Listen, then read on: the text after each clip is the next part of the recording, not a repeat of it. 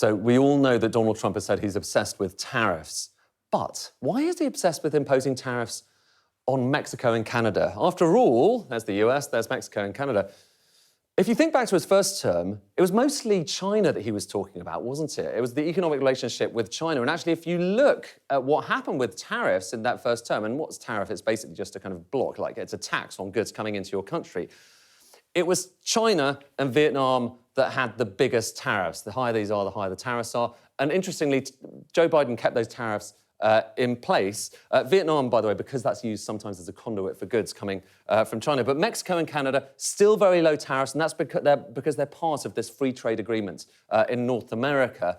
But have a look at this, OK? This is showing you how much is imported from the main trade partners into the US.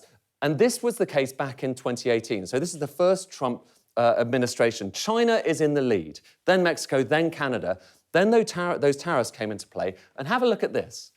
That red bar goes down. So less coming in from China, but considerably more coming in from Mexico, and more too coming in from Canada. And one of the things, to talk about that Mexico bar for a second, one of the things that Donald Trump really hates is deficits, when you're basically importing more than you're exporting to a country. And the deficit with Mexico has got bigger and bigger and bigger over time. And if you dig into the numbers, it's not just oil, it's goods, it's things like cars, precisely this kind of thing that the US would like to be making more of. So back to this chart, this map here, okay? So last time around, back in 2018, a lot of the trade from China was going directly into the US. Then those tariffs came into play. And now there's a suspicion that actually a lot of components, instead of going to the US, are going to Mexico and then being assembled into machinery and items and products that are going across the border. That's the suspicion here. And actually, if you look at how many cars are going from China into Mexico, that's been going up and up and up over time. Final thing, what kind of an impact would there be if those tariffs were to come in? Well, 25% tariffs on imports from Mexico and Canada.